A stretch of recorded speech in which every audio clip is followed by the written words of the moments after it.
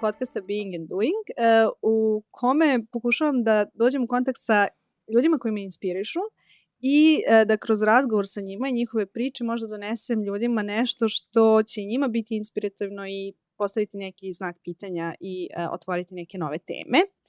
Danas je sa mnom Marko Dražić, koji ja mislim da prosto nema razloga za bilo kakvom introdukcijom, odnosno uvodom, ali ono zbog čega sam ga ja pozvala je par njegovih tekstova na jako ozbiljne teme, iako pretpostavljam da te ljudi znaju zbog nekih neozbiljnih stvari. Pa ja bih rekao i da te neozbiljne stvari nisu suštinski neozbiljne, ali shvatim šta hoćeš da kažeš. Toga ćemo se dotaći. Ali da, me najviše privukao tekst o tome da je svaki muškarac bio razlog da se neka žena uplaši i tu sam se osjetila, ovo je prvi muškarac saveznik. Aha, baš prvi? Pa možda u mom iskustvu, ajde tako ću reći. To je baš veliki kompliment onda i žao mi onda sad svih drugih muškaraca, onda sad delujemo onda kao da sam izdan muški rod ako sam ja prvi koji je saveznik, a nasuprot. Da, to je zajebano govoriti o tome, moram da priznam, jer se uvek osjetim kao da nekoga odstranim, da nekoga uklonim, da generalizujem, da jako je komplikovano. Da, ne znam kako tvoji onda prijatelji, drugovi, bivši, kako oni sve to posmatraju onda, tako da evo njima se izvinjavam što sam baš to. Ali ono što zbog čega sam imala osjećaj da si na taj način prvi je što sam nekako osjetila da nisi imao odbrambeni mehanizam, pa nismo mi, pa nisam ja, nego si zaista razumeo da to ne znači ništa lično vezano za tebe, nego da je to nešto što je prosto bilo deo, kako bismo mi u geštaltu nazvali, našeg polja, odnosno od nekog tog ženskog polja, i da je to bukvalno prosto neko urođeni osjećaj koji čak nije na našoj kontroli. I da si ti to nekako prepoznao i otklonio taj neki lični moment kao da je to napad na tebe ili bilo koga. Tako da mi je to zanimljivo i eto možemo da počnemo. Rekla sam ti će pitati drugo pitanje, ali kao šta ti inspirisalo na taj tekst? Tog drugog pitanja se plašim, prvo pitanje znam odgovor, kao ne ispita, daj prvo da pričam ovo što znam da dobijem ocenu više. Za početak hvala na pozivu i meni je jako zanimljivo, ti kad si mi pisala, ja sam... neću kažem sad često me zovu ljudi u emisiji podcaste, ali dobijam pozive i nekad neke i odbijem jer dosta i radim i mi snijemo naš podcast i onda mi malo i dosta snimanja. Tako da po defaultu kad sam vidio početak poruke da bi me zvala u tvoj podcast, ja sam prvo pomislio verovatno ću preskočiti, ali ono gde si me kupila, što si ti prva za sada jedina osoba koja me zvala u emisiju ili podcast zbog mojih tekstova u City magazinu, što nekako uvek me zovu zbog stvari koje radim u Newsu s Kesićem i ostalih nekih stvari, a ovo je prvi put da je neko kao prepoznao te moje tekstove, što ne mislim sad da su ti moji tekstovi nešto najvažnije što radim u životu. Zaista volim sve stvari i sve oblasti kojima se bavim, ali mi je bilo u tom smislu zanimljivo. I taj tekst koji si spomenula, sad ne znam koliko ljudi koji gledaju, koliko su shvatili koja je cijela priča, pa ću eto ukratko reći o čemu je bio tekst. Ja sam trčao jedne letnje noći, bilo onako dosta kasno, i trčao sam na Adi i onda sam trčao onim delom Adi prvog gde ima nekih ljudi, kao ok, tu trčiš, neki ljudi piju pivo, tu su neki kafići, vozi bicikli, slično, ali kako je bilo to već negde 11, pola 12 uveče, ima onaj deo Ade gde je nekih kilometar baš šuma, s desne strane šuma i mrkli mrak, s leve strane se nazire jezero i na toj stazi u tom delu onako baš nema nikog u to vreme, baš je onako sablasno prazno, što meni nije problem, da čak i meni, iako sam muškarac skoro 190, čak i meni to bude onako blago nelagodno. I u sred tog trčanja sam video ispred sebe jednu devojku koja šeta psa.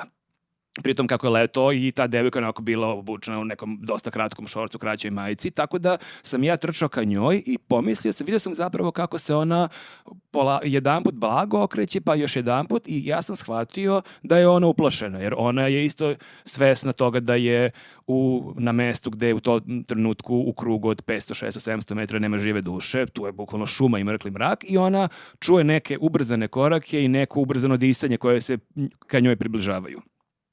I ja sam tad pomislio koliko je to glupa i neprijatna situacija i pomislio sam šta je najbolje što mogu da uradim, odnosno šta je najmanje zlo koje mogu da načinim, i bukvalno sam imao dilemu sad, čak mi pala pamet da se okrenem pa da trčim u kontrasmeru, ali to je baš nekako bi bilo baš čudno sad kao ajde, ja trčim ka njoj, pa sam onda imao dilemu da li da ubrzam, a što je opet tek onda može se uplaši, jer onda čuješ korake koji su sve brži i brži, očigledno će ti proći kroz glavu da neko trči ka tebi.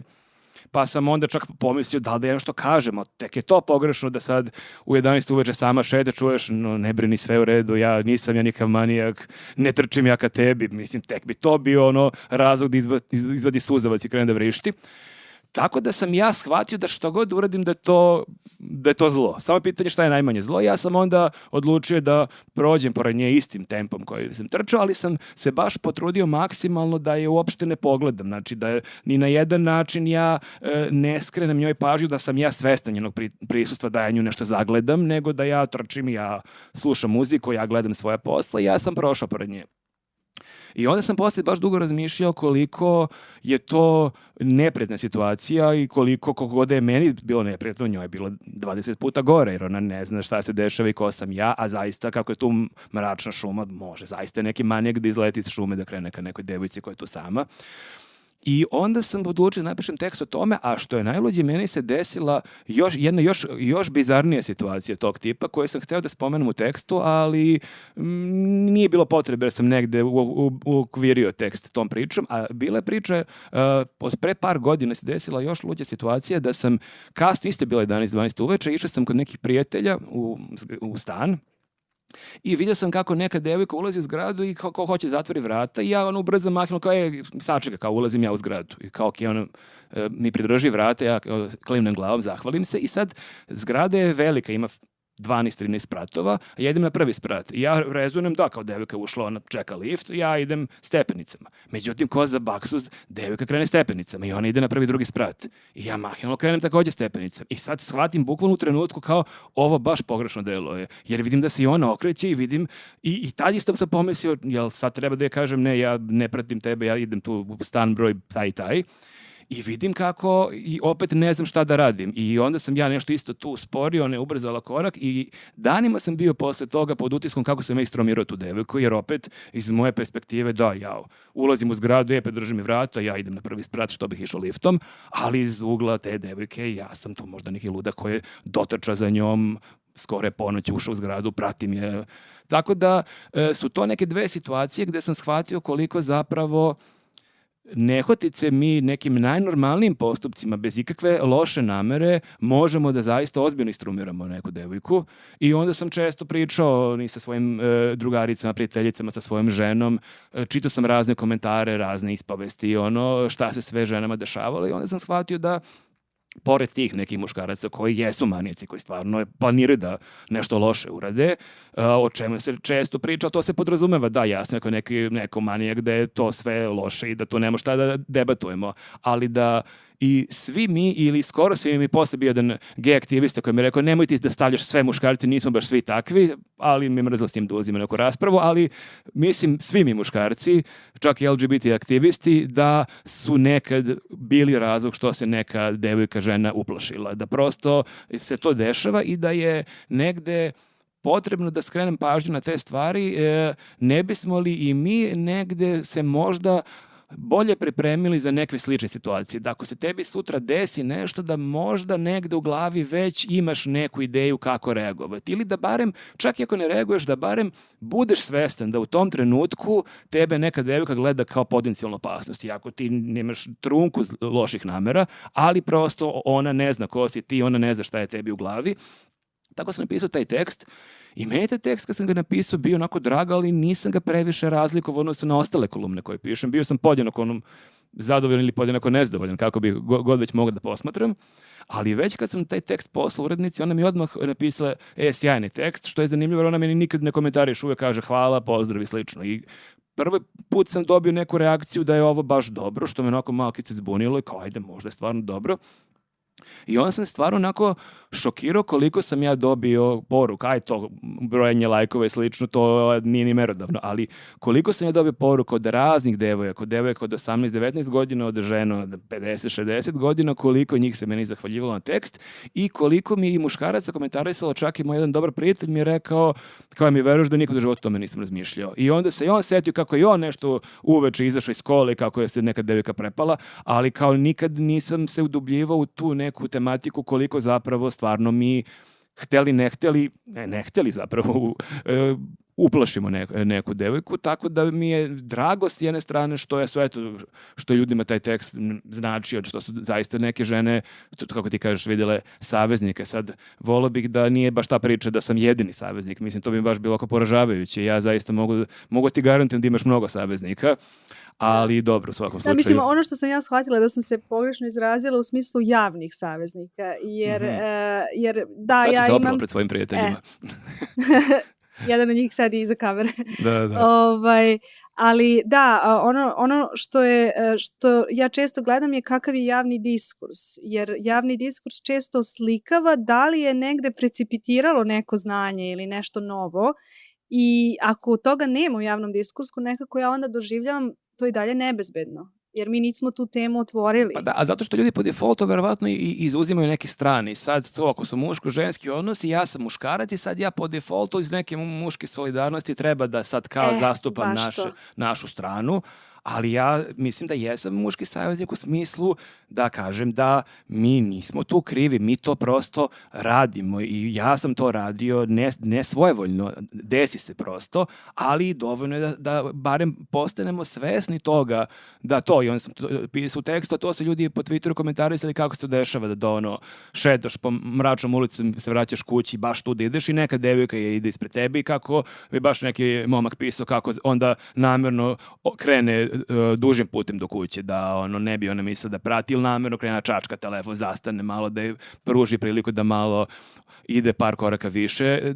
Prosto vidim da nisam jedini ko je toga svestan i kad kažeš to javno po društvenim mrežama, ljudi pišu takve stvari i mislim da jeste važno se tome piše. Mislim da prosto to neka tema koja se možda ne priča previše, ali mislim da i taj moj tekst i razni neki komentari po Twitteru, ne na moj tekst, već inače, da su bitni, da ljudi barem se osveste u tom smislu. I ono što ja opet osjećam neku duboku zahvalnost je i to što ja sam vrlo svesna, ja opet ne volim da polarizujem i ja nekako čak ne volim da delim kao na žene i muškarce, u smislu to da i muškarac, kao što si ti rekao, može da se osjeti ugroženo u 11 sati uveče, da uopšte nije pitanje nekad ni pola, ali da postoji jedna, da kažem, predistorija što se tiče žena, koju nekako meni je samo bilo dovoljno i validirajuće da si ti to na neki način samo rekao da, to je realnost i da tu nije pitanje krivice. I to je ono što je meni jako važno, gde opet nekako u polarizovanom društvu pružati rješenja koje ne polarizuju to društvo još više je jako velika, da kažem, veliki skill na neki način. Pa jeste, ali mislim da generalno treba samo da pričamo više. Recimo, ja sam shvatio baš par nedelja pre, to spominjem u tom tekstu, par nedelja pre pisanja te kolumne, žena moja se vraćala iz grada i rekla mi je kao kako me taksista je oduševio i malo rastužio, što je kad sam stali ispred zgrade, on je rekao sačekat ću ja dok ne uđete u zgradu, a nama je od ulice do ulaza u stan bukvalno 20 metara. I ja sam se stvarno šokirao, rekao sam, čekala, ti stvarno se inače plašiš da pređeš tih 25 koraka noću? Ona rekla, da, kao svaki put mi nešto prođe kroz glavu. Sad opet različite ljudi su, neki su više, neki su manje uplašeni, sad svako drugačije reaguje sigurno, neke devojke ne bi imale takve neke misli, ali recimo meni potpuno me šokiralo što nikad u životu ne bih pomislio da to nju plaši, shvatao bih da je plaše neke druge situacije koje su možda objektivno opasnije potencijalno, ali je meni to značilo jer mislim da je jako važno da i pričamo to i sa svojim devojkama, ženama, prijateljicama, sestrama, da upravo i od njih čujemo takve neke stvari jer zaista nama mnogo toga, koliko god da smo širokogrudni, mnogo toga može ti pada na pamet, ali neke stvari ti apsolutno nikad ne pala na pamet. Jer nisu u tom iskustvu. Nisu. I to je ono što je meni, baš mi je lepo što si to rekao, da je pitanje dijaloga, jer mislim mi sad govorimo o muško-ženskim različitostima, ali postoje i ljudi koji su prošli, ne znam, kroz traumu ili kroz ratnu traumu. I mene su, na primjer, u mojoj školi podsjetili, mi imamo, to je meni isto bilo prelepo, mi imamo alarm, kao test za alarm, kao znam da si prošla kroz, da si imaš ratno iskustvo, čisto da znaš, reći ćemo tebi, ali nećemo reći drugim ljudima, jer kao za njih to neće biti traumatično na način na koji bi moglo da bude za tebe. Da. I to je meni prelepo kad zapravo neko zastane i razmisli ti možda imaš drugačije iskustvo. A mislim da je ono što se dešavalo, opet ću banalizovati i generalizovati, ali kao na našim prostorima je to da je nama, ženama, govoreno kako je naše iskustvo. Da sam ja, prosto, eto, govorim u lično ime, da sam posmatrala svoje iskustvo kroz kao kako je mene neki muškarac posmatrao, kako onda moje iskustvo treba da bude. Da nisam uopšte imala taj direktni kontakt da kažem, ali ne, stani, kao ovako se ja osjećam. Ali imaš i taj muško-ženski odnos, ali imaš i generacijski odnos i kad je reč o muškarcima, imaš taj moment i to povremeno obrađujem u tekstovima, to, pa dobro, tako smo i nama kad smo bili i nam fali nešto. Fali nam, kaj moja sam prava porađala na njivi i šta, rodila 7 djeca, od čega su 4 umrli odmah, ali na veze, 3 su preživjeli.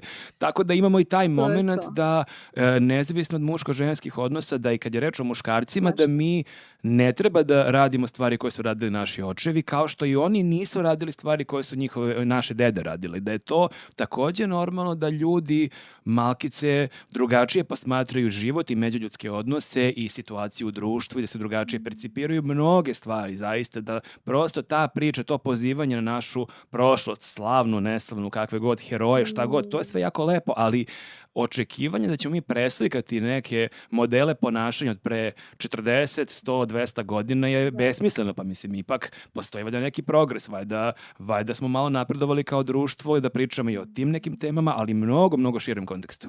A volim da te pitam sad na temu muškaraca, šta je nešto što si ti shvatio da prosto gde fali podrška, jer na primjer kao u našoj psihoterapijskoj praksi mi često govorimo o tome da je mnogo veći procenat samoubistava kod muškaraca i da se o tome jako malo govori i da je jako teško čuti da neko traži podršku. I zanima me zapravo šta su neke stvari, jer ja mislim da je patrijarhija, ako možemo to tako da nazovemo, odnosno patrijarhat,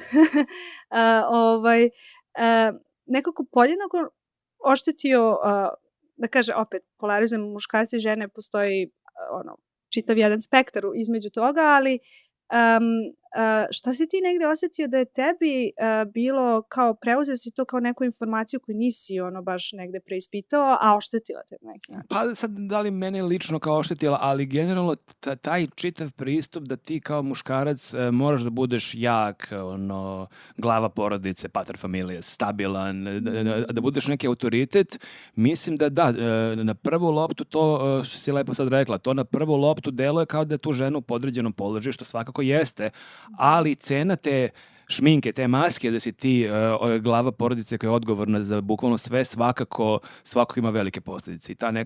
I mislim da je najveći problem koji mi i sada i dalje imamo, što se slabost kod muškaraca, pogotovo u mladosti, ne slabost, nego neki problemi koji ulaze doživljava kao slabost. To, recimo, ako bi rekao nekome da ideš na psihoterapiju, da imaš neki problem, u startu bi te ljudi gledali ili kao nekog ludaka, ili kao nekog slabića i nemamo toliko svest o tome da to šta se od tebe očekuje i šta si ti možda sebi nametnuo, a ti si opet sebi to nametnuo jer si možda oca gledao kao nekog ko je se tako prikazivao, a prosto kad malkice zagrebaš shvatiš da taj tvoj otac i njegov otac da su i oni pucali po šavovima na mnogim stvarima. I onda imaš te.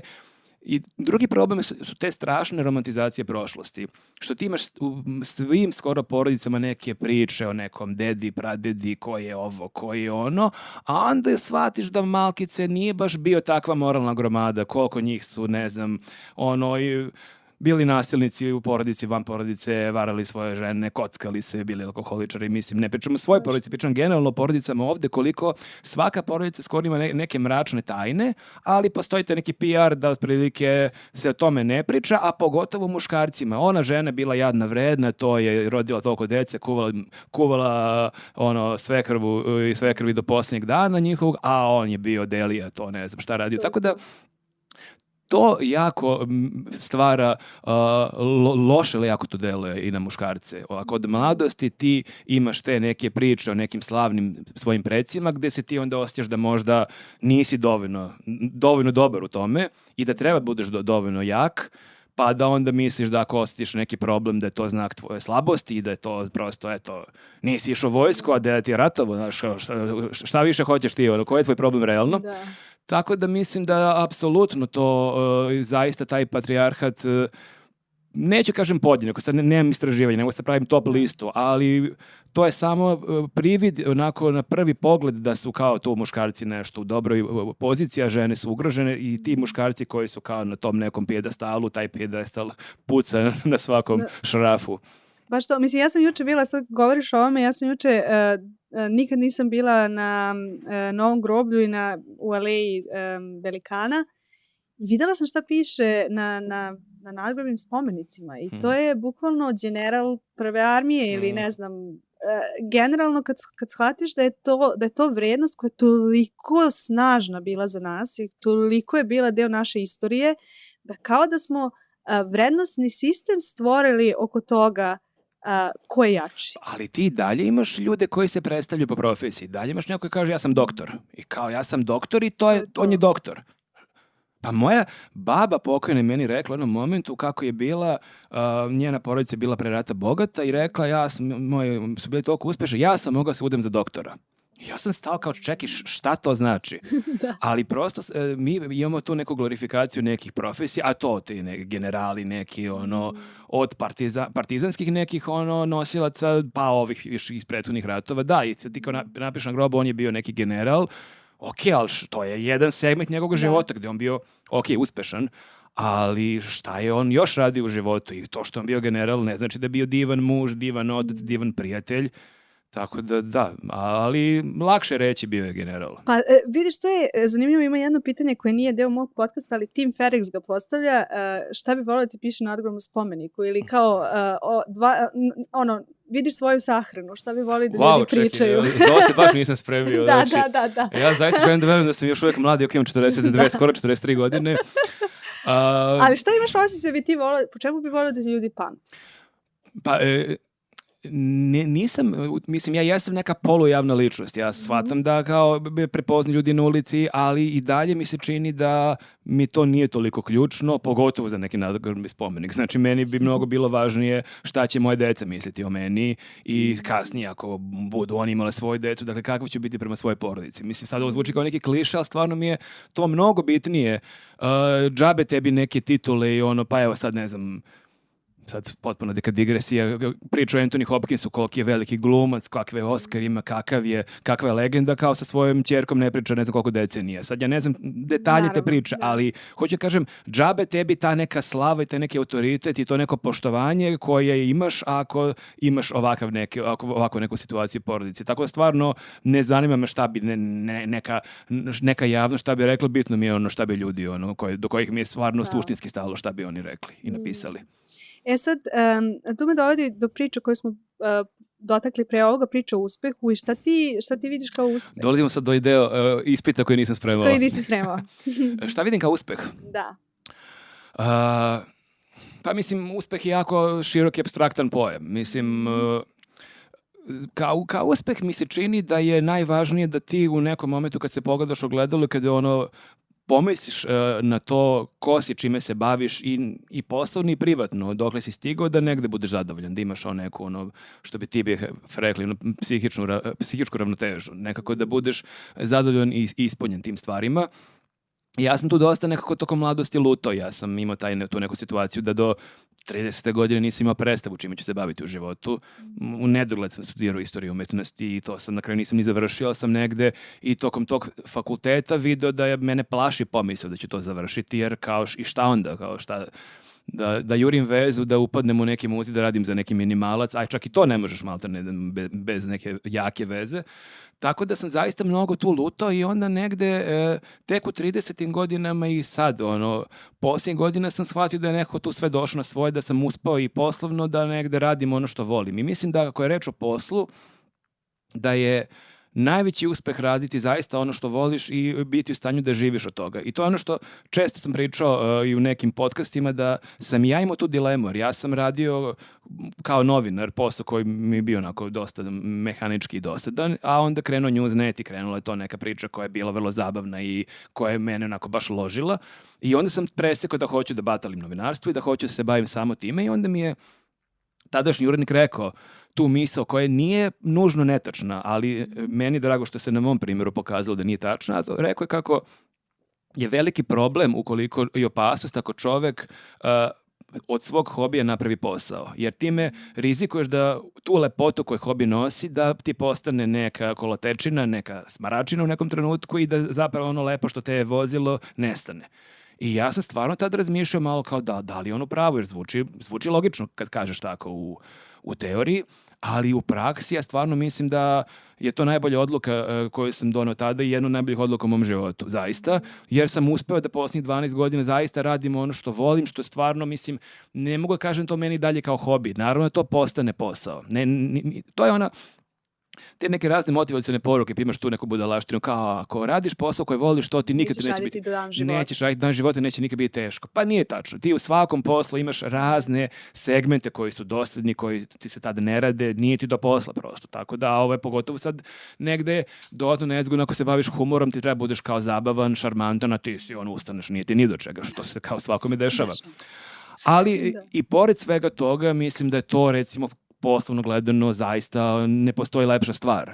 I sjećam se da me baš pre nekoliko godina jedan drugar pitao, on je nešto da li radi u nekoj banci, pošti, kao ili idete vi posle posla na pivo? Ja mu kažem, pa ne idemo. I on se onda zbunio, pa kao kako je, zar niste vi svi okej? I ja se malo zbunim, kao čekaj sad stvarno, ovo je baš loš PR za meni, za moju firmu. A sam onda shvatio da zapravo taj koncept odlaska na pivo posle posla je mnogo više pristan u onim firmama gde radiš neki dosadan posao. Sad ti i ja smo kolege, mi se smaramo, ali ajmo se ispričamo večeras ono šta ima novo kod tebe. Ako mi dok radimo se zezamo i pijemo pivo, kad nam se pije pivo i komentarišemo šta nam se komentariše, mi nemamo potrebu da odemo na pivo i nakon posla. Tako da, eto, sam uspio da recimo poslovno, da svog posla napravim jedan mesto gde mogu da pijem pivo, iako ne pijem toliko često pivo na poslu. A uspeh je također, mislim, kad dođeš kući, naravno, da li si zadovoljan time što imaš kod kuće. Mislim, tako da mi se čini da taj neki balans privatnog i porodičnog života i stvari koje radiš na poslu, da to negde otprilike bih nazvao uspehom. Sad to nije, znači, to ne mora da se nužno meri, mislim, ne mora uopšte se meri, ne znam, kakvim titulama generalskim i sličnim ili parama, nego je upravo taj osjećaj da si ispunjen onim što radiš. Da, to je znači uspeh kao lični doživljaj na neki način. Pa uspeh kao mislim, naravno, sad ja bih lagao ako bih rekao da negde meni ne prije kad mi neko priđe na ulici i kaže desi care, super si, sjajne stvari radiš. Mislim, da, ja zaista ne kažem da živim za to i da mi je to suština posla, ali nisam baš toliki postao robot da kao ne, to meni malo ne dotiče. Naravno, mislim da i najveće neke sportske zvezde, rock zvezde, da negde koliko god im to bude naporno da im negde prija i dalje, a kamoli nekome poput mene koga jednom u 7 dana neko prepozna. Tako da, naravno, da i to negde može se meri uspehom, pogotovo, ali to je pogotovo uspeh iz ugla ljudi koji nisu u tom poslu. Ja pred svojim prijateljima kad sedio pa mi neko priđe, pa u njihovim očima ja delujem kao mnogo velika faca, pa su oni u fazonu wow, pokidao si, ali to je jako lepo i zabavno, ali nije to suština, mislim, to je jedan mali segment tog nazovi uspeha, ali mnogo veći uspeh, mislim da mnogo više ljudi mogu da kažu da su uspešni ako imaju i manje popularne poslove i manje para, a opet ako imaju taj neki lepši osjećaj kada se ujutro probude. Sad, zaintrigiralo me istorija umetnosti. To nisam nigde iskovala. To krijem, da. To je neuspešan deo mog života jer nisam završio na kraju, da. Pa da, ali vidiš, tu je interesantna stvar sa neuspehom. Čak sam jutros razgovarala sa jednom devojkom koja je završila fizičku hemiju, koja me je šminkala i koja me je oduševila, jer sam bila u fazonu sjajna si. I znaš kao, i to što ti to imaš u iskustvu, to ne znači da to neće doći da postane deo tog nekog novog iskustva i uplivati, napraviti to novo iskustvo još uspešnijim. Ali mi je zanimljivo, zapravo samo me interesovalo šta te privuklo tome. Pa znaš šta, mislim, privuklo me to, ja sam prvo onako po inerciji, sad krećemo životna ispoved, znači ja sam po inerciji posle gimnazije upisao pravo, svi su moji porodici pravnici, kao ajde, ja nisam nikad volio prirodne nauke, nisam nikad kapirao matematiku i fiziku i onda je bila ta logika, ovde nema matematike, ja ću to sve naučiti i onda sam uvenuo na pravima. I baš mi to nije ni najmanje prijelo, ništa mi tamo nije prijelo i onda sam razmislio, ok, ajde, o čemu bih volio da učim? Ja sam se zanimao za umetnost, ne u smislu da sam se ja bavio, da sam ja nešto crtao, vajao, slično, baš sam za to antitalenat, ali čak nisam toliko ni znao umetnosti koliko sam želeo da saznam. Nekako ja sam to vreme dosta čitao, ali me književnost nikad nije privlačila i onda mi je ovo bio zanimljiv neki spoj. Ja sam uvijek voleo istoriju, ali opet ne toliko da bih studirao istoriju samu i onda mi je ovo delovao kao jako dobra kombinacija gdje ima dosta istorije, dosta umetnosti naravno, gdje ima i dosta književnosti, ti poručavaš tu od Svetog pisma pa mitologije grčke i ostalih stvari. Tako da mi to negde jako prijelo. Ja sam zaista uživao tamo i istorija umetnosti kao i mnogi na Filozofskom fakultetu, kao mnogi smerovi su predivni dok studiraš. Ti to zaista učiš divne stvari. Jedino je u moje vreme bilo nezgodno, vjerojatno i sada, to kako se približavaš kraju, imaš to pitanje, ok, sve ovo divno, ali šta sad? Pa su onda u moje vreme mnogi ljudi maltene i na silu upisivali neke postdiplomske, ne bili za godinu, 2 dana odložili taj moment suočavanja sa karijerom i životom i kao, ok, kod čega će sad plaćam račune, mislim. Da. Tako da ne mogu kažem se kajem zbog toga što sam to upisao, naprotiv, zaista mislim da je to što nemam uramljenu diplomu ne znači da tu nisam ništa naučio. Jeste mi negde žao što nisam završio, ali opet sad kad se vratim mislim da sam donao pravu odluku jer ja sam batalio fakultet pred kraj jer sam počeo da radim u Blicu kao novinar, što opet dovelo do njuza, što dovelo do 24 minuta, do njuzovog podcasta, do svega što sad radim i mislim da sam izgubio taj što bi rekli sportisti, ovi komentatori momentum, da sam taj momentum preskočio tada, da sam ostao još pola godine, godinu dana na fakultetu, da se od toga ništa ne bi desilo. I ja bih sada imao diplomu, ono što bi se reklo ako učestvujem u slagalici, da mogu da kažem koja mi je titula, ali da ne bih ni ovdje vjerojatno bio, da moj bio život potpuno bio drugačiji, što ne znači da bi on nužno bio mnogo lošiji, možda i ne bi, ali negde suviše mi je ok ovo što mi se sad dešava da bih se kajao zbog toga, a nije moglo jedno i drugo. A kad smo kod umetnosti, šta je ono što negde tebe najviše rezonira sa tobom? Šta je ono što te kao obuzme dok čitaš ili dok gledaš ili ne znam, mislim ne želim da ti pitam koji ti je omiljeni umetnik, ali kao u toj liniji je pitanje. Pa, volim da čitam dosta, zapravo. Mislim, sad, ja sam, kad sam prestao da studiram istoriju umetnosti, mislim da godinama nisam ni otišao ni u jednu izložbu. Potpuno sam izašao iz te priče i onda sam pre nekoliko godina, kad sam malo više krenuo da putujem, počeo opet da idem po muzejima i onda mi je, recimo, jako mi je lepo osjećaj, možda nije ni direktan odgovor na tvoje pitanje, ali jako mi je lepo osjećaj kako i trčim. I sad sam počeo trčim maraton i trčim maratone i po raznim nekim gradovima inostranim i onda je to neki moj mali ritual da dan pred maraton kad sam onako nervozan jer kao sutra me čeka trka, će sve biti ok i slično, jako volim da odem u neki muzej i to da odem u muzej i često odem i sam, čak i ako idem sa ženom nekad se razbimo i odem sam. Sad sam baš kad sam bio u Oslu dan pred maratona otišao, gledao sam Munkove najlepše slika, recimo Munk mi je u top 3 umetnika. I to je bilo toliko meni divno, taj neki osjećaj da si ti sad tu ispred tih slika kojima si čitao godinama i kao tu si na 20-30 cm od njih i taj neki osjećaj, to je prilike neko stanje gde zaista onako najbolje uspe da me opusti, recimo pred tu, usred te nervoze pred trku. Recimo sad, mislim, nemam sad direktno spremno na odgovor na pitanje šta još volim, mislim, ali verovatno i to kad gledaš neki film ili čitaš neku knjigu kad negde možda se identifikuješ. Ili čak i ukoliko se i ne identifikuješ, ali ukoliko je pisac recimo toliko dobar da on mene toliko uvede u priču da ja mogu da razumem, ne znam, 20-godišnjaka ili 50-godišnju ženu, da toliko verodostojno prikaže njene dileme, njena razmišljanja, njene probleme, da je to neki predivan osjećaj. I kad recimo ti kroz neko književno delo kad imaš utisak da si otputovao ne samo geografskom smislu, nego i kroz vreme. I sam da si tu, a i da si ti uspeo da toliko rekonstruišeš neku epohu, da si ti, eto, sad ti shvataš kako su oni živali pre 100 godina, šta su radili, šta su jeli, kako izgledao svakodnevni život. To ono što mi recimo uvek bilo zanimljivo, kako smo kroz istoriju mi u školi uvek učili te neke bitne godine, to bitke, pobjeda, poraz, slično, a koliko je zapravo ta neka istorija privatnog života, što postoje sad brojne knjige i kod nas u srećem izašle mnoge, koliko je zapravo to zanimljivije. Znači, ok, super, ti pričaš o Kosovskoj bici i ko je učestvovao, ko je poginuo, to je sve sjajno i treba to znati, ali šta su ti ljudi radili inače, kako su oni živjeli, šta su jeli, šta ih je motivisalo, šta su oni, kako su oni percipirali svoju zemlju, svog vladara, zašto se oni bore, zašto ostavljaju ženu kod kuće, šta ta žena radi kad je muž pogine. Prosto te neke stvari nisu dovoljno, čini mi se, naglašeni i koliko mi se čini u posljednje vreme istoričari mnogo više rekonstruišu i takve neke priče i to je ono što recimo mi također zanimljivo. A trčanje mi govoriš i sve vreme mi pada na pamet knjiga o čemu govorim da govorim o trčanju Murakamija koju obožavam. Da. I baš sam htjela da te pitam o čemu ti govoriš da govoriš o trčanju. Moram ti kažem kad si spomenula tu knjigu sam čitao u najgorem trenutku jer sam počeo trčim, taman sam ušao u taj svet, mislim sam ističao jedan polumaraton. Imao sam neku baš ozbiljnu povredu kolena i nisam trčao tipa godinu i po dana. I u sred te pauze kad želim da trčim, još dolazi rođak da trči maraton i ja ga vozim i tih dana čitam tu knjigu i bukvalno ću da umrem. Tako da ta knjiga je jako dobra i mislim ima još dobrih tekstova o trčanju. Ja inače planiram, to mogu da najavim, da planiram da baš ovih dana da pokrenem svoj blog, da ću pisati tekstove o trčanju gde bih na neki način pisao neki mešavinu trkačkog putopisa, bih ja to nazvao. Dakle, ako ja trčim maraton u Oslu, da ja opišem na par strana kako mi bilo na maratonu, kakva je atmosfera u gradu, kako mi se čini taj čitav ambijent i šta je to što je u mojoj glavi kad trčim 15, 25 ili 40 km.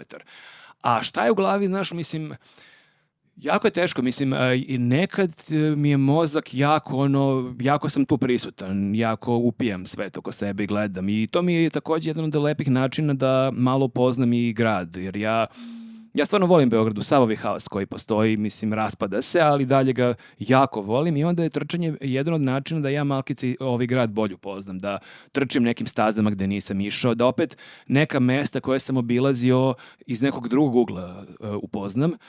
Tako da sam nekad baš onako kao turista gledam, kad trčim, ne znam, 25. maj, Donji grad, gledam Tvrđevu koliko je lepa, kako to stvarno čarobno izgleda. Nekad krenem da tako da maštam, negde sam odlutam negde, kao i svi negde zamišljam kad bih gostovao na nekom podcastu šta bih odgovarao, zamišljam, prilike mrnjam sebi bradu šta bih odgovorio na koje pitanje, jer sam slušao nešto slično tome, pa prilike rekonstruišem šta bih ja rekao.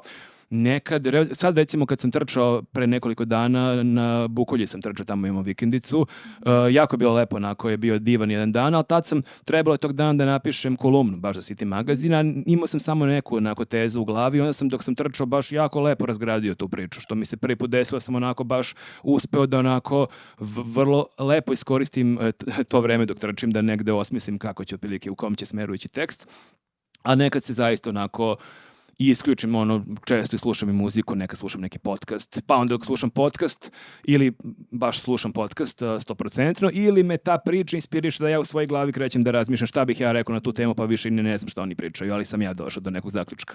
Sad, slušam te i u fazonu sam, wow, koja brzina. Znaš, u smislu, ne fizička brzina, ali kao brzina misli i kao... A ja brzo pričam. To je drugi problem, što mi često kažu. Mislim, ja ne doživljam kao problem, tako da meni skroz cool. Dobra stvar je kod YouTube može se uspori, znaš, imaš varijantu se uspori 0,75, tako da ako prebrzo pričam imate dole levo na dugme. Ali mi je, fascinantna mi je brzina kojom ti obrađuješ svet oko sebe, opet doživljavaš ogromnu količinu, odnosno percipiraš ogromnu količinu sveta, ali to stigneš da jako brzo obradiš i da nekako prevraćaš i da nam doneseš tekst koji je nekako meni, mislim, ipak je to veliki volumen tekstova koji je prošao, koji si napisao, a ne radiš samo to. Mislim, to je ono što je vidljivo i ostalo iza tebe, a mislim, priča sa Kesićem. To će pisati na spomeniku, bio je kolumnista City magazina. Da. Ali, mislim, to mi je opet negde fascinantno, jer kao, znam koliko je teško sesti i stročiti nešto što ima smisla. I negde, opet dok čitam tvoje tekstove, to je negde zaista jako prorađen tekst. Nije to kao, znaš, kao došla ti ideja, pa sad ja vidim da si ti to negde, ali ta ideja je zaista dovedena od A do Š na neki način. Mnogi ti teksti, hvala, mislim, divno pričaš, stvarno, ja baš onako slušam, fazon sam ovaj čovjek baš dobro piše, jedva čekam da čitam, a ne, kao to sam ja.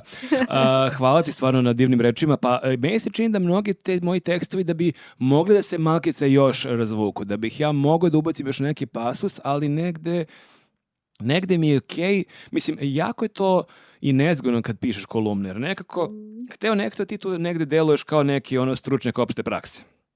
Ja ne bih da imam taj neki prepotentan stav, kao ja sam jako pametan i sad paziš šta ću ja sad ti kažem na ovu temu. Tako da se trudim da negde bude vrlo jasno da je to moje mišljenje, iako se to negde podrazumeva kad si kolumnista, ali da zaista pođemo od toga da je to moj stav koji apsolutno ne mora da bude i tvoj. I ja mogu da budem zaista u krivu. I na neke moje tekstove su neki ljudi i pisali neke komentare gde sam ja shvatio da postoji možda i taj neki ugao kog možda ja nisam bio svestan, što je okej, jer ja nije to da smo mi u nekoj političkoj borbi, pa ja sad zastupam interese svoje stranke, ja sam sad u fajtu sa tobom i ko će da šarmira gledaoce. Znači, zaista je to jedan proces gde i ja kao neko ko piše te stvari i volim da negde ne kažem sve što bih imao da kažem, da ne sažvaćem baš bukvalno sve, nego da malo i čitaocima ostavim prostora da i oni sami vide možda neku rupu gde bi oni možda još nešto dodali na neku temu, a i na kraju krajeva ako se i ne slažu, mislim, sasvim je okej. Tako da, meni je to zaista negde zanimljiv taj čitav moj odnos prema tim tekstovima, jer ja od starta kad sam dobio prvi poziv da pišem za City magazin, ja sam mislio da se od mene očekuje neka politička satira, neka zezancija na račun ljudi na vlasti, ono što radim već 12 godina i kroz Newsnet i sa Kesićem.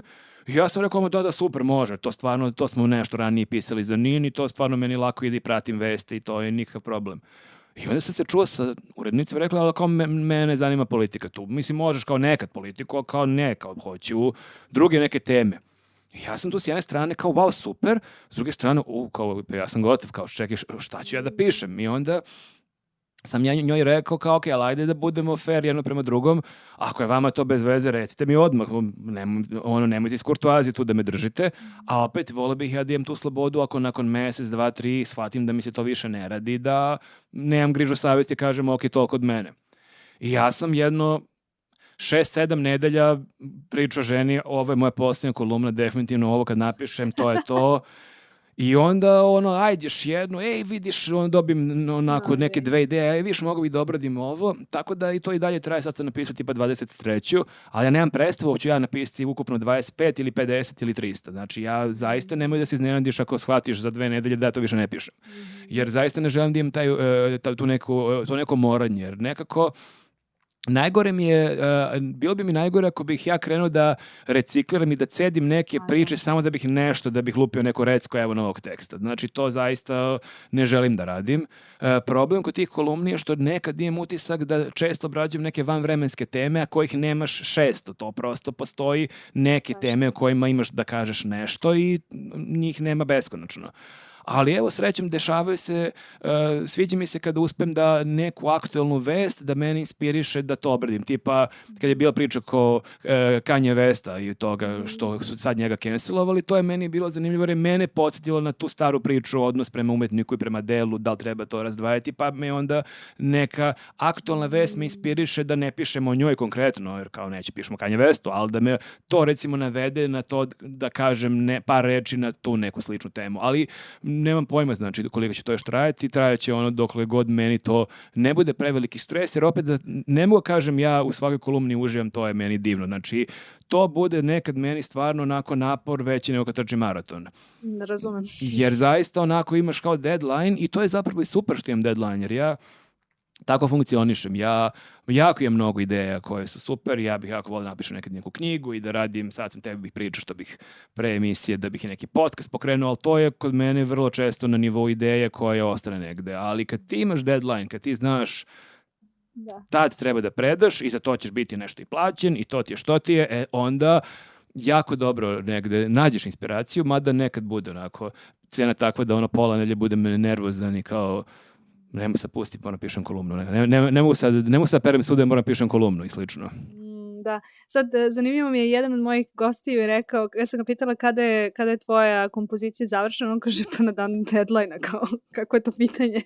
Jest, a to je dobra stvar, jer, mislim, kolumne nisu umetnička dela, sad neću se poredim, ali knjiga, pesma, slika, kad je kraj stvarno, mislim, to zaista može se dorađuje. Baš smo sad u našem ovom popkastu se zezali, Dejan Tiago Stanković je objavio svoju knjigu priča koju je objavio pre 10 godina, ali ih je on malkice licko dorađivao nešto, pa smo se mi zezali hoće li za 10 godina ponovo da objavio novu verziju, jer ti zaista uvek ja sad bilo koju moju kolumnu da uzmem, ja bih mogao da još malo nešto ispeglam, da dodam još neku rečenicu, nešto malo skratim i slično, tako da je jako teško reći, to je to. Ali nekad čovjek mora preseći, zato je deadline dobra stvar. A zapravo pomenuo si cancel culture i to je nešto s čim ja imam prosto lični kontakt, u smislu da sam Cancelovala si. Cancelovala sam.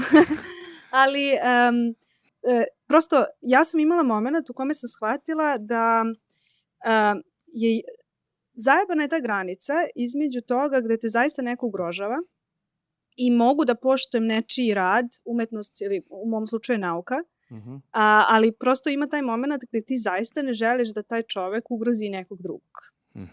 I negde mi je jako bilo važno, i čak mi i dalje važno, da prosto postoji taj, kao, da se zna da je on napravio neke stvari koje nisu okej. I prosto nikad neće biti okej, bez obzira koliko ja poštujem njegovu nauku ili šta god. A onda s druge strane, naravno kao i sve što mi smislimo kao ljudi, uvek ima svoju stranu koja može da ode u potpuno drugu krajnost, gde onda to koristimo i protiv neke osobe, pa to onda ode u potpuni haos.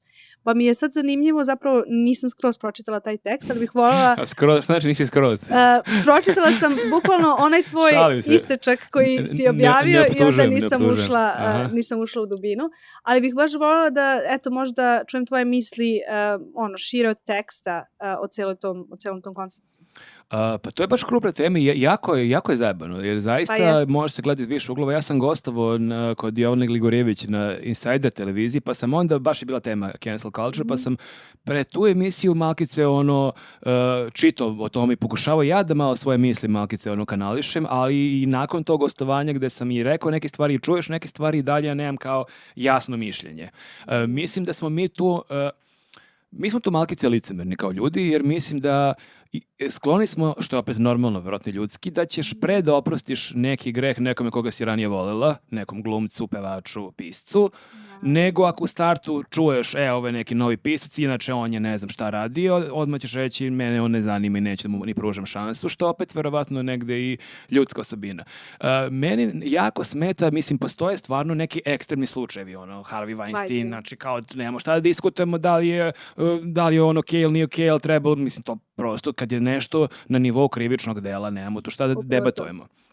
Ali činjenica je da se sad ljudi, to je ono što meni jako smeta, što se vidi po društvenim mrežama, ljudi, opet ne treba generalizovati, kao mlade generacije danas ovakve, mi smo ne znam šta bili, ali ljudi se dosta lako vređaju danas. Dosta se lako vređaju i mene kod te priče o cancel culture zasmetalo to što su stvarno u isti koš ubacivali razne slučajeve koji u osnovi negde jesu neka loša ponašanja, ali nije isto loše ponašanje kad neko siluje ili kad neko je na dejtu, ima kao što ovaj glumac, kako zove, beše komičar, Aziz, koji ima neki loš dejt, otprilike ostavio znanje devojci da želi seks, ona nije htjela i kao to je bio prosto neki nesporazum koji se završi na nesporazumu u verbalnom, ne fizičkom. I sad je bila priča otprilike u nekom momentu kao da će njega da canceluju, srećom nisu, jer kao ne možemo baš da isto posmatramo ili Louis C.K. koji je prosto samo weirdo koji tako je onanisao pred nekim ženama, što je apsolutno pogrešno, ali nije isto to i ovo što radio Harvey Weinstein. Tako da mi se čini da i tu negde postoje različiti nivoi toga šta je zapravo neko radio.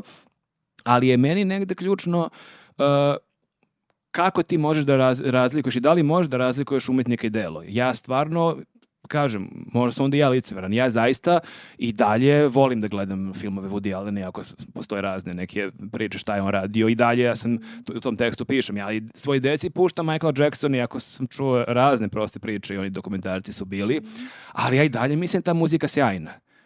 Ta muzika je stvarno sjajna i zašto bih ja svoju decu skraćivao za možda i najbolju pop muziku ikad snimljenu, zato što je taj čovjek privatno bio čovjek sa velikim problemima koji je radio neke strašne stvari, jer ako ćemo tako da posmatramo, onda kompletna istorija umetnosti i istorija književnosti, ne kompletna, ali mnogi veliki umetnici, od ne znam Caravaggio koji je ubio čovjeka, znači mnogi veliki umetnici, pisci su bili loši ljudi koji su, živjeli u drugom vremenu, pa su i te stvari koje su oni radili možda bile u to vreme manje strašne nego danas, ne ubistvo, ali neke druge stvari koje su radili. Ali je jako teško onda odrediti šta je nama okej, šta nama nije okej. Ali opet, ako čitaš knjigu, gledaš film, gledaš sliku, ne moraš ti nužno da znaš sve o čoveku koji stajao iza toga i šta je on radio i kakav je bio prema ženi, prema deci, prema komšijama ili šta je sve radio. Tako da mislim da je to dosta onako pipav teren, ali mislim to svodi na to ako sad tebe recimo Kanye West inače nervira, da ćeš ti olako da kažeš baš me briga za Kanye West ili za bilo kog drugog, ali meni je čudno sad ako mi treba sad da sebe uskratimo za neke recimo pesme zato što je on sad budala koja radi to što radi. Mislim, ono što mene negde ostane uvek je normalizacija nekih patoloških ponašanja zato što je neko dobar umetnik.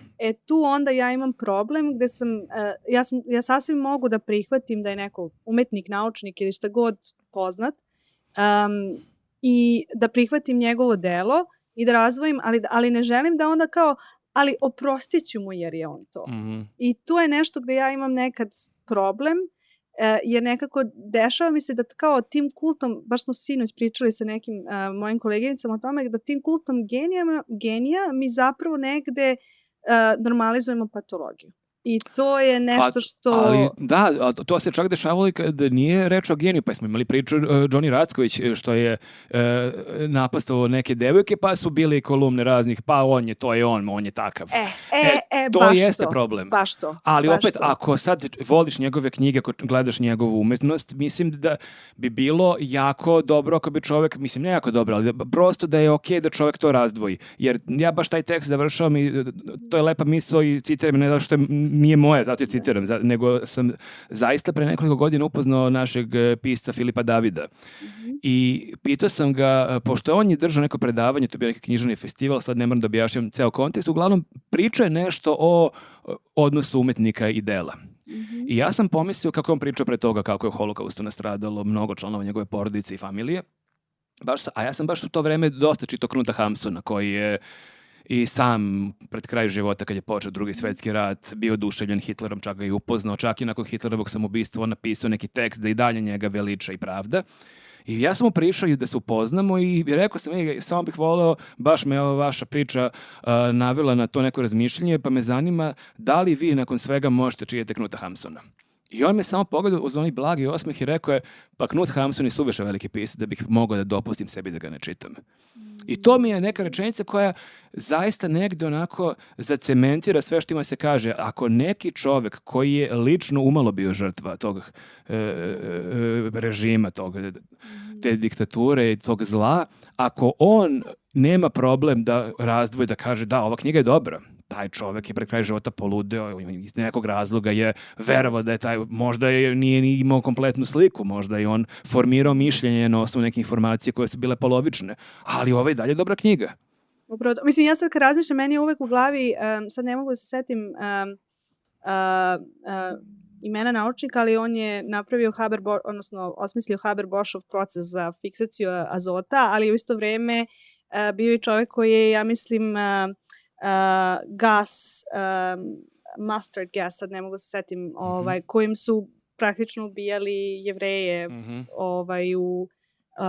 u logorima i sad kao on je uradio dve polarno, dijametralno suprotne stvari, kao napravio nešto što je spasilo najveći broj života i što je otprilike uništilo najveći broj života i kao kako se odrediti prema tome. Mislim, tako da mi je negde tu vrlo slična priča, verovatno. Da, ali mi kad nije reč umetnosti, sad mi koristimo te neke stvari, kao što ne znam, ona priča Hitler je napravio dobre puteve, pa te puteve ljudi koriste. Sad ti možeš da ne koristiš, da ne konzumiraš umetnost. Ti možeš da kažeš ja neću da čitam ovog pisca, neću ovog slikara da gledam, ali mislim da tu više sebe uskraćuješ. Da. Sad, meni je zanimljivije pitanje šta bi se desilo obrnuto ako neko kome u startu imaš loše mišljenje bude sjajna umetnosti. Ako, ne znam, Kristijan Golubović naslika fenomenalnu sliku, ako Legija napiše neko remek delo, da li bih ja mogao da uzmem Legijinu knjigu i da je čitam kao što uzimam bilo koju knjigu i da kažem ajde ovom piscu pružim šansu? Tu nisam siguran. I zato mislim da ćemo mi pre to da ne pružimo šanse ljudima kojima u startu nemamo lepo mišljenje, a ako napravi sranje nekog koga volimo, pa privatno to što radi je strašno, ali on je dalje dobar glumac. Da. Što opet ne znači da sam ja u pravu i moguće da bih ja za par godina drugačije pričao. I mislim da svako ima pravo da mu se neko ogadi. Ja sam baš komentarisao na Twitteru i baš mi jedan momak napisao kao da, ali toliko ima dobrih pisaca da ja prosto ne moram, imam ja šta da čitam. Kao ne moram ja čitam ovog čoveka, nije bilo reč o Hamsunu, ne znam o kome je bilo reči, kao ne moram čitam njega i dalje ću ja čitati vrhunsku književnost. Što je također tačno. Da. E sad, vratila bi se, ono što mi je bilo fascinantno, mi smo prošli kroz toliko tvojih identiteta i rekla sam ti će prvo pitanje biti kako ti sebe definišeš. Ja zapravo pričam sve vreme da mi ti ne bi pitala pitanje na koje nemam odgovor. Ja ovo je, znaš, ono, aska pred vukom, ono, igram sve vreme. Ali sam shvatila da si zapravo ti kroz ovo i nekako odgovorio na to pitanje, da zapravo zaista ja sam položio ispit, ovo ti reci meni, okej. 10.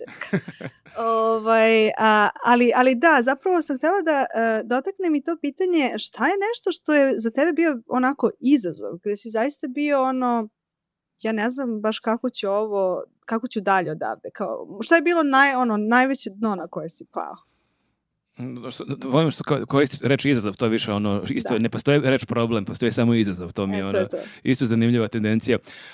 Pa izazov... Imao sam taj izazov u poznim 20-im, izazov, ok, sve ovo lepo, ja ću ovo završiti, ali od čega ću živjeti, ono, jer to je zaista, pogotovo i u to vreme, mislim, zaista nekako nije bilo mnogo, mislim, sad ne kažem da živimo sad u zlatnom dobu, ali mi se ipak čini da, zahvaljujući raznim sad novim nekim firmama i da postoji više opcija za posao, da sad opet ne zvučim da kao, mislim, da pričam da je sad situacija super, ali zaista nekako mi se čini tada bila još teža situacija, tako da imao sam taj neki strah od čega ću živjeti, a onda sam imao taj drugi strah kada sam napustio posao kao novinar i kad sam počeo da radim u njuzu. To je bilo toliko sve lepo, ali sam imao taj strašan strah da će to pući, da će nestati, jer to realno, to je i moglo lako da nestane, što bi rekao Dejan koji je pokrenuo njuz, kao njuz uprkos svemu postoji, mislim, kao van svih pravila, kao sva pravila koje postavljaš, koje treba da poštuješ kad postavljaš neki biznis, mi nismo nijedno pravilo malte imali, ali eto, postojimo već 12 godina, ali van svih pravila i to je ono nekako, nas nekad i pituje, držimo neka predavanja, pričamo kao preduzetnicima, neki biznis savjeti, mislim, mi baš to ne treba da pričamo, to jest treba u smislu nekog fenomena kao da, eto, nekad čak uspeš nešto van svih strategije i planova. Tako da mi je to bio neki strah, kako eto, kao radim to što volim, to je super, to je sve bolje i bolje i to raste, ali šta ako ovo pukne za 2 mjeseca, šta ako ovo pukne za godinu dana, šta ću onda, ono, ko sam ja?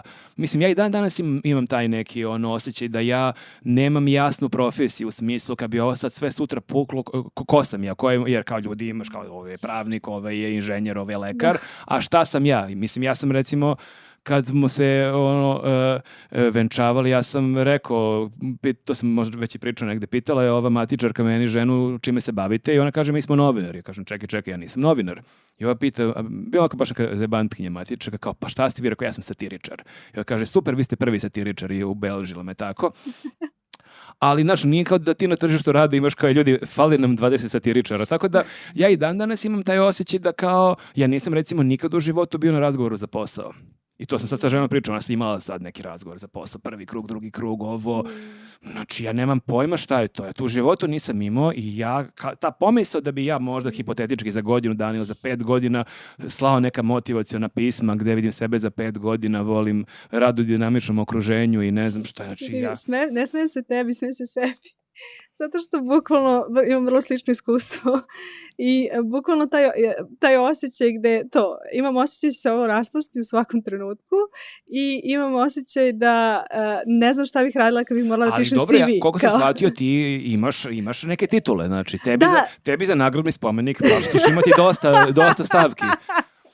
Tako da, moje je malo mršav, znaš. Ali vidiš, to je interesantno, kako sam ja, znaš kao, taj moj doživljaj dolaska do tih titula je potpuno neformalan, u smislu to, van svih iskustava, jer ja sam bukvalno otišla čak na prvu svoju praksu, tako što sam bila u fazonu, googlala sam ženu koja je dobila Nobela, shvatila da ona radi u Izraelu i shvatila da u Izraelu postoje letnja škola i da oni ne primaju ljude koji su na mojoj godini, ali sam ja poslala mail i rekla, pa znate, ja mislim da sam ja dovoljno dobra za ovo. I su rekli, nema problema. I shvatila sam da sam ja jedina tamo koja je došla bez ikakve veze, nego eto, Ti iz si znači prevarila radoznalosti. sistem. Pa iz radoznalosti. I to moja izraelski radoznalost. sistem koji je teško prevariti. Da. Iz radoznalosti, ali bukvalno, znači to je to. Nekako ta radoznalost me je odnela, mislim nekad i tamo gde ne želim da odem, ali zaista mi je to nekako, slušajući tebe, smijem se i fazonu sam da. No, ako si ti uspela na prevaru da upadneš u Izrael, ako sad živiš u Londonu, ja se za tebe ne brinem. Nego šta ćemo sa mnom da radimo? To je pitanje, da. Drago, ja sam psihoterapeut, tako da pa dobro, kada dotakneš to drugo, ti zapravo ovdje pokušaš da triggeruješ razne ljude da onda imaš buduće klijente. Eto. To je to. Jedino problem što ako ovo pukne, onda neće imati para za psihoterapiju. To je drugi problem. Pa dobro, ima raznih opcija. Pa dobro, super. Naćemo neki popust, ja to radim. Ako danas uplatim, imam da iskoristim narednih 5 godina. To je to. Htjela sam da te pitam, stvar koju sam slušajući razgovor sa Galebom i ne mogu se setiti imena tvojeg kolege, ali ja sam Marko, a kolega je Viktor. Sa Viktorom, ali slušala sam vas onako s polja, s obzirom da ja nisam deo medijske priče i sve ovo što radim je meni prosto moja lična radoznalost, ali vi ste u tom polju, da tako kažem. I ono što mi je zanimljivo kao neko ko se bavi naukom je konstrukcija istine i kako mi konstruišemo, odnosno realnosti. I šta je to istina. I baš sam pričala sa Milanom priča o ajkuli i kako je to, znaš, kao ceo taj koncept gde ti zapravo objavljuješ tekst koji nije fact checked, gde ljudi to shvataju ozbiljno, pa si čak i ti sam rekao da i ti shvatiš ozbiljno i koliko je važno negovati neku zdravu dozu sumnje tokom celog života. Pa zdrava doza sumnje, da, ali mislim da ona lako može da sklizne u neku paranoju. I mislim da je to veliki problem, trust no one, iz X-Files, i slično. Mislim da to u teoriji se slažem da je tačno, ali to i mi pričamo kao ljudi, nemojte da verujete u svaku vest, proveravajte izvore, ali to je lakše to nama koji smo u toj branši, kojima je to i posao. Zašto bi sad ti morala da sad kad vidiš vest da je Srbin ubio ajkulu da istražuješ jedan sajt, drugi sajt, engleski, srpski, koje kad objavio, mislim, prosto ti živiš neki svoj život i 99% ljudi žive neke svoje živote koji nisu vezani za medije i koji prosto i suviše je da očekujemo od njih takve stvari, jer to je jako nezgodno. Ok, kad je reč o vestima, ti kažeš ja ću sad sama da proverim, ali ljudi sami proveravaju šta je u vakcinama, ljudi sami proveravaju kako lete avione, ljudi sami hoće da provere mnogo stvari, a to je veliki problem što, to bi isto mogao da pišem u nekoj kolumni, što internet... Kako? Kažem, nema na čemu. Da, dobit ćeš pola honorara. Što ti internet daje tu iluziju da ti možeš sve da savladaš, kao sve je tu. Yes. Sve je tu i sve tu jeste negde, ali treba prvo naći prave sajtove i onda ih razumeti. I onda ljudi previše lako, previše ambiciozno polaze od toga da ću ja sad moći da shvatim za jedno popodne šta se nalazi u vakcini. Mislim, kako mogu to da shvatim? Prosto, kao kad bi sad rekao ću naučim japanski za jedno popodne, kao imaš niz koraka koji treba da te dovedu do toga. Tako da mislim kad je reč o vestima nije toliko komplikovano, ali opet nezgodno je ako ti upadneš u taj mod da ti sve želiš lično da proveriš, od vesti do lekova, do nauke, do fizike, hemije, biologije, prosto nemoguće i onda ti ne gine da ćeš da upadneš u neku tamnu stranu, jer opet kao i lažne vesti, tek je lažna i nauka i kvazi alternativna istorija, mnogo su oni primamljivije. Mislim, mnogo je primamljivije reći da su Srbije najstariji narod na svetu koji je oduvek bio ovdje, smo imali neko veliko carstvo i da je cijela Evropa pričala srpski. Mnogo je to lepše nego reći, znate, mi smo realno došli ovdje u 8. veku. Mislim, i ja bih negde želeo da verujem, kao što su i ta priča naša Srbinu koji ubio ajkulu, kogod je to onako blesa vest na prvi pogled, imponuje ti kao Srbina pomisao da eto kao neka ajkula postojala i od svih naroda, baš je Srbin skočio na nju, nije neki Mađar, nije neki Rumun, nego baš Srbin. Prosto imamo to u sebi i kao nacija, ali mislim da svaka nacija to ima, jer koliko sam negde i čitao i putovo, svaka nacija maltene ima nekog svog cara Dušana, nekog svog vladara na kog se pozivaju, neke granice, neku herojsku bitku, neke mitove, tako da to vjerojatno suviše lako reći, to mi Srbije volimo. Mislim da mi kao ljudi imamo potrebu da se pozivamo na neku herojsku prošlost, tako da Više ne znam kako je bilo pitanje, ali evo, ukratko smo došli od cara Dušana. Ali zapravo to, ja sam sad polagala test život u Velikoj Britaniji i... Šta je na testu, čekaj? Šta nije? Aha, jesi naučila da voziš levom stranom? Ne. Ok, ja ne znam kako bih menjao brzine desnom rukom, stvarno. Ja zapravo ne znam, da. Ali nisam još uvijek ni probala da se usudim da taj problem prevaziđem. Ali na tom testu je toga šta treba stoji psu na ogrlici, koje informacije, do toga, mislim, ko je ono, ne znam, rimska, to jest ne, njihova kraljica, da li je kraljica, sad ne mogu se setim, koja je zaustavila Rimljane, na primjer. Ali mi je zanimljivo tu i postoji kao edukacija šta radiš ako tvoj prijatelj slavi, na primjer, Bajram, a ti si neke druge vere, što tu je vrlo zanimljivo kako tu potiče kondicioniranje društva i obaveštavanje da ti živiš u društvu koje je heterogeno, već na tom testu. Ali koje je to zapravo bogatstvo? Mislim, upravo koliko to. Meni... Baš sam negdje naleteo na podatak popis stanovništva kako je Beograd izgledao krajem 19. veka. I sad nisam zapamtio tačno brojke, ali kad ti vidiš tolike narode, kad vidiš koliko je tu živjelo Jevreja, Cincara, Nemaca, koliko je to zapravo, koliko je to prednost i koliko taj koncept nacionalne države i nacionalnih gradova, koliko je to zapravo si ti osakaćen, jer ti ništa novo ne otkrivaš, pa makar da ti otkriješ neku drugu kuhinju, neku drugu muziku, samo na tom nivou, ne moraš sad mentalitet, nego to da probaš neko drugo jelo, koliko je zapravo to prednost i koliko je to lepo i koliko je, recimo, baš sam se skoro pričao, kad kažeš to, Bajram i neki praznici, baš sam skoro pričao kako mi deci idu u školu, pa imaš to, da li građansko, da li veronauka, moje deci idu na građansko i koliko je zapravo šteta što ta ideja veronauke kod nas nije drugačije realizovana. Koliko bi to mogao bude divan predmet da ti učiš o hrišćanstvu, pa o islamu, pa judaizmu, pa da porediš šta je isto, šta je različito, šta je kod koga preuzeo. I šta ti možeš da uzmeš za sebe na kraju. Koliko je to zapravo, mislim, ja bih to učio. A ne, nego te bukvalno ispiriti mozak i kao aj sad ti samo uči tu priču i to je to. Mislim, koliko je i tu propuštena šansa i koliko ti zapravo sad zavidim što živiš u društvu gde se te stvari prihvataju, gde ti zapravo si okružen takvim ljudima i gde društvo je prepoznalo da je to važno da ti poštuješ ljudi druge vere, druge rase iz drugih zemalja koji su došli.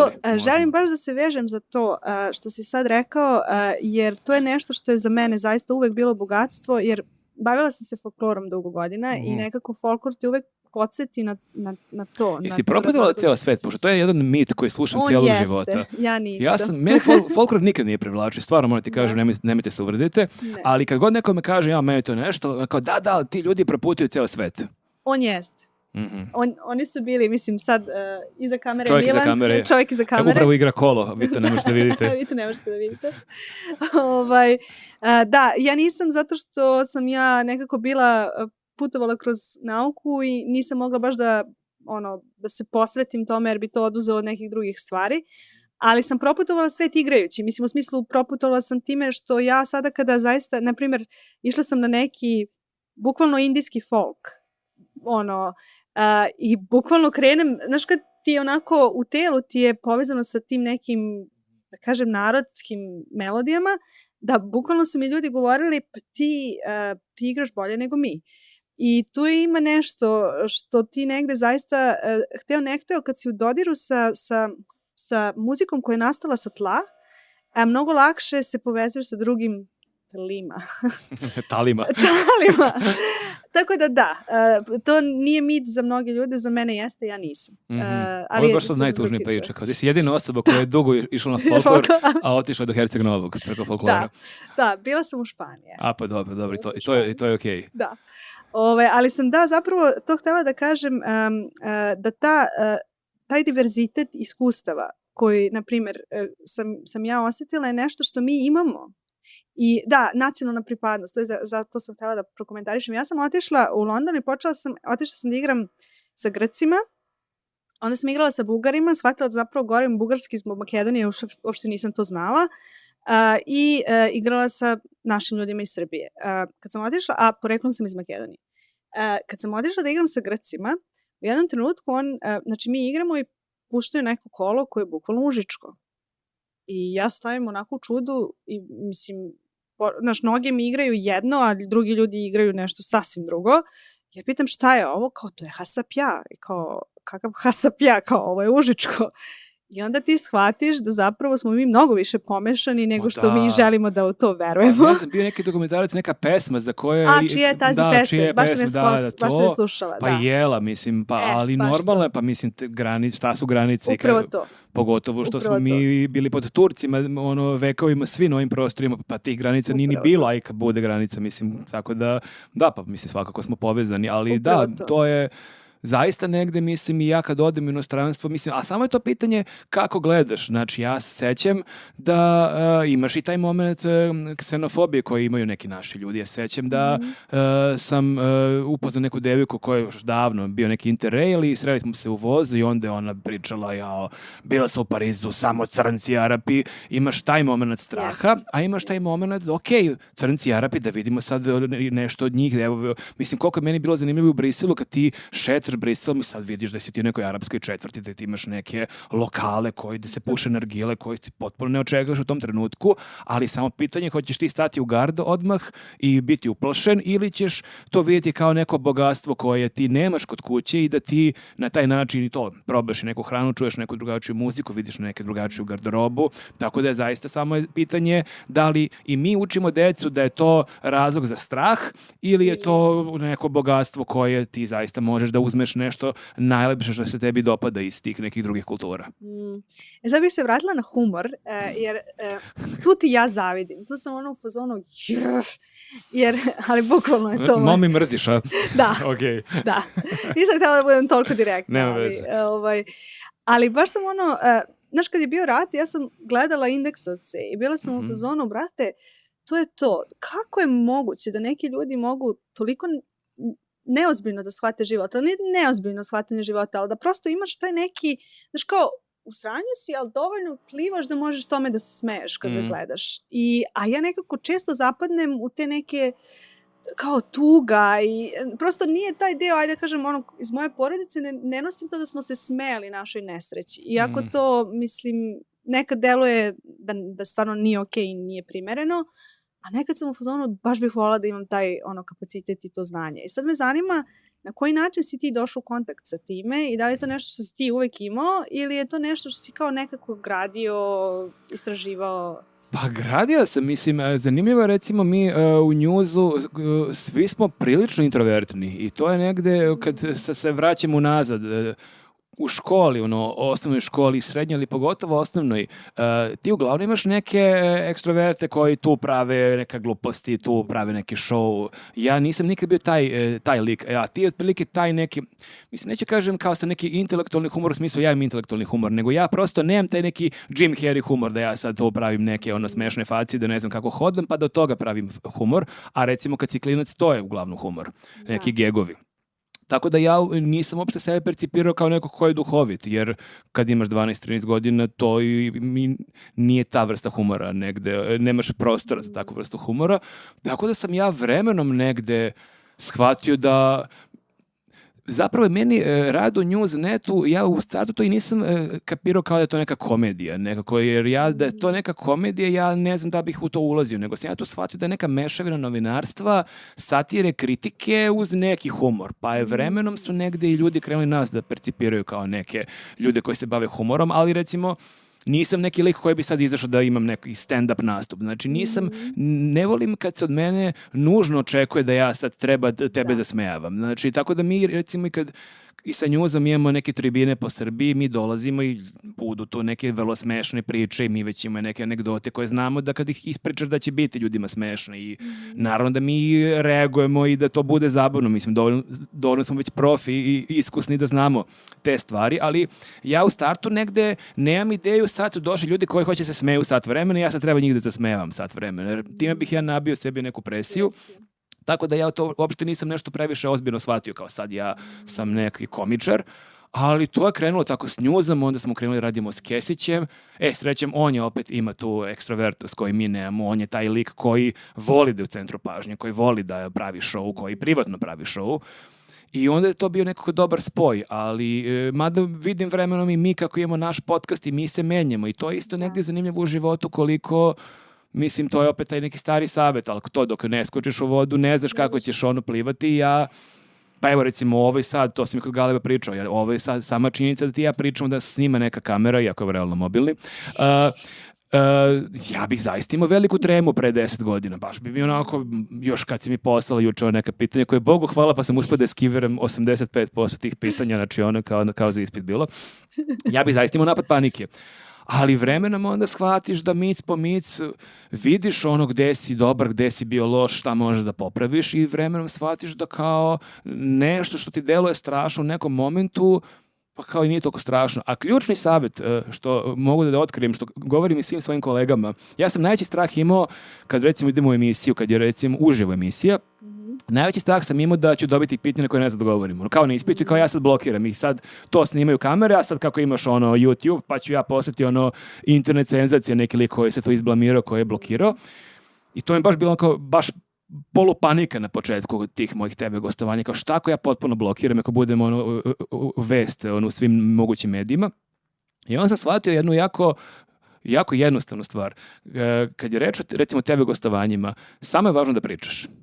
Znači, uopšte nije bitno šta pričaš. Znači, dobiješ pitanje, od tebe očekuju ljudi da ti popuniš to vreme da budeš šarmantan, zabavan. Znači, ti priči šarmantno i zabavno. Da li si ti odgovorio na pitanjima? To je potpuno nebitno. Znači, bitno je samo da kupiš vreme. To radi i političari. Mada su oni jedini koji bi trebalo da nam daju odgovore. Jer kao od njih očekuješ kao što je kolaps na Gazeli, reci mi zašto neće. Ali mi koji nismo odgovorni za te stvari, tako da to kad sam recimo shvatio, mi je dosta olakšalo život. Jer sam shvatio da kao ako i dobijem, to sam baš pomislio i jutros kad sam dolazio kod tebe, kao okej, realno ona pitanja kad sam pogledao, ja stvarno nemam spremne da iz rukava izbacim odgovore na neka tvojih pitanja, jer stvarno su dosta ovako komplikovana, a sam shvatio, pa dobro, ne moram to da kažem, reću nešto drugo i evo pričam već 2 sata, a ništa ti nisam odgovorio. Nisam ti odgovorio ništa, a možda sam ti odgovorio na sve, kako se uzme. Da, vidjet ćemo. A sad me zanima, opet se vraćam na satiru. Mislim, opet nekako meni je bilo fascinantno. Obožavam, kako se zove to u stvari, satirična priča, vođa. Radoje Domojevića, da. I nekako mi je bilo fascinantno da satira koegzistira sa diktaturom na neki način. Ovo je možda prejak reč, ali... Ti živiš u Londonu, ti možeš da kažeš, ti ćeš da pobegneš. Da. ali ono što mi je možda negde i tužnije da satira koegzistira sa diktaturom. Da, ali što je veća diktatura, osim ako nije diktatura baš potpuna, jer kao Domanović je stvarno imao ozbiljnih problema, znači to nama često to postaje pitanje, ali vama neko preti, pa sad mi ne možemo sad da pričamo srećom te priče kakve su imali neki ljudi koji su se bavili sličnim poslom pre 100 i više godina, ali je činjenica, dakle, ako imaš tu neku umerenu diktaturu, to da neće sutra te neko prebije jer si nešto napisao, da to jeste za nas više inspirativnije. To se mi često zezamo kao što je ljudima gore, nama će biti bolje u smislu da ti kad imaš te bisere, recimo u Skupštini, mi smo sad gledali Skupštinu, ti vjerojatno nisi ni ispratila kakvi se novi likovi pojavljuju. To su ljudi koje, ja sam otkrio neki od njih prošle nedelje, su biseri. To je nadrealno da takvi ljudi nas predstavljaju, kao da narod predstavljaju u Skupštini. Tako da je samim tim tebi to i olakšano, mada onda imaš i kad se obrne ceo krug da je toliko bizarno da više ti to i ne možeš da komentarišeš. Imaš i tu opasnost, ali da, u svakom slučaju mislim da jesu diktature zahvalnije za bavljenje humorom, to dok nećeš ići u zatvor zbog nečeg što se recimo dešavalo u nekim drugim zemljama. Ali mislim s druge strane da opet nije tačna ta priča kao vi ne biste imali šta da radite u Švedskoj ili u Švajcarskoj ili gde god. Mislim da u svakoj zemlji postoje problemi i da u svakoj zemlji su ljudi nezadovoljni.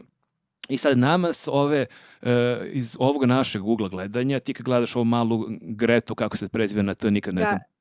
Greta, ovo što je ekoaktivistkinja. Na to je nešto, nije bitno. Meni u glavi bila Greta Garbo. Nije Greta Garbo, ona je glumica. Da. Uglavnom, mi kad gledamo neku tinejdžerku iz Švedske, iz Skandinavije, iz Danske, dakle, znaš, ti si u fazonu, koji je tvoj realno problem? Mislim, kao živiš u najbogatijoj zemlji, imaš bukvalno svet ti je na tacni i koji sad ti imaš problem? što je jako lako iz ove perspektive tako banalizovati, ali ja zaista verujem da oni ima veliki problem sa stvarima koje se dešavaju i da mnogi ljudi koji žive u tim zemljama, mnogi mladi, ali stariji ljudi imaju velike probleme i velika nezadovoljstva, koji možda nisu toliko dnevno politički, a ti nemaš možda takve likove u skupštini, takve ministre da ne veruješ šta je čovek rekao. Da, mi smo imali Borisa Johnsona.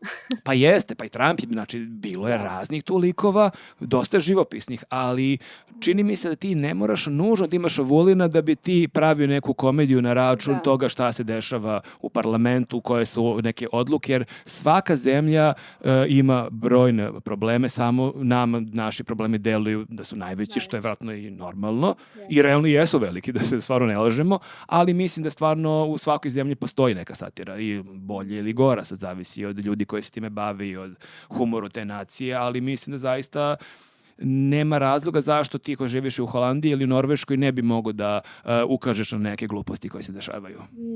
Sad, koliko te negde kontakt sa time, koliko bizarno može biti, nekada dovede do momenta gde šta ja sad da radim ovde ili šta ja sad da radim ovde. Jer nekako, ja moram da priznam, ja obožavam da Kesićevu emisiju, ali sam u jednom trenutku prestala. Jer bukvalno sam u fazonu, ja ovo više ne mogu ni da se smejem, mene ovo boli i od ovoga mi se plače. Da, to jeste komentar koji često dobijemo, da. Mada srećem, rejtinzi to ne pokazuju. Rejtinzi su stvarno jako dobri, ali čujem razne komentare tog tipa. Pa i moja žena kad gleda, mi kad gledamo zajedno emisiju, ona nekad padne u depresiju, jer ona ne prati toliko vesti i onda kad vidiš šta se desilo, kao ajmo da se selimo odavde, to jeste problem.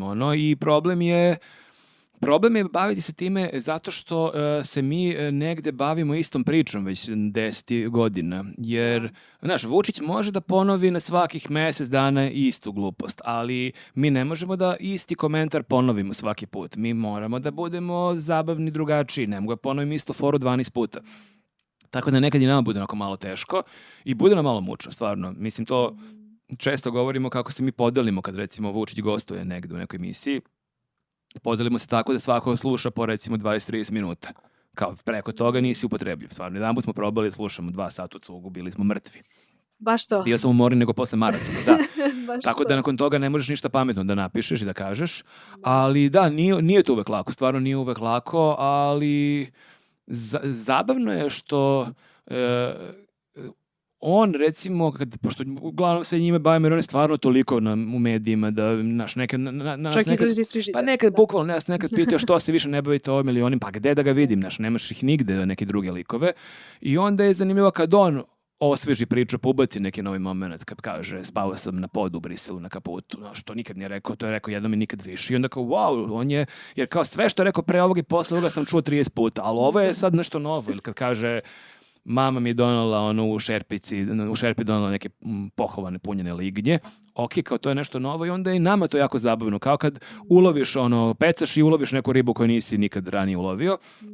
Ali da, mislim, nije uvek lako, ali ne mogu se žalim. Znači, sve probleme koje jeste stvarno, nije treba ti nekad vremena onako malkice da iskuliraš od svega i to je meni super kada recimo imamo pauzu s emisijom tih prvih 2-3 nedelje. Kad ti shvatiš da nemaš sad emisiju, a da je Vučiću, ne znam, kod Marića i da će pričati 3 sata, a da ti to nikad nećeš pogledati. Nikad nećeš pogledati. Ti vidiš na Twitteru neke nervne slomove ljudi koji nešto komentarišu. Ja se pitam, a ko vas tera to da gledate? Kao u ovom momentu imaš internet, ti možeš da pogledaš bukvalno šta ti padne na pamet. Kao ne postoji to opravdanje kao ranije imam 3 kanala, pa eto gledam Slobu, jer ne znam šta već gledam. Ne, kao ti sad možeš da gledaš šta god poželiš i ti svesno odlučuješ da doživljavaš celo večer nervne slomove. Zašto? Ostaću na tom pitanju, neću ni nastaviti. Okay. Mislim, neću nastaviti tu temu, ali da zaokružimo. Par pitanja koje su bila, ali jedno koje sam zapravo htjela da počnem na početku, a to je koja je apsurdna činjenica od tebe koju ne zna puno ljudi? Apsurdna činjenica meni? Da.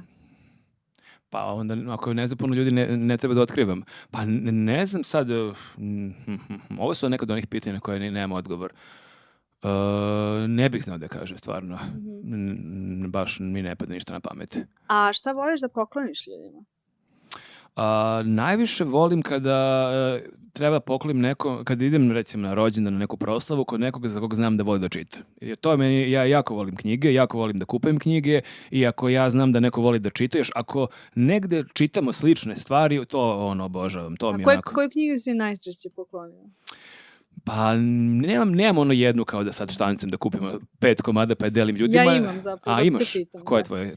Zove se, to je kratak esej, zove se The Unknown Unknowns, koju sam slučajno otkrila u Brodu knjižari u Londonu, koja je baš mala i kupila sam 15 i hteo ne hteo dobit ćeš.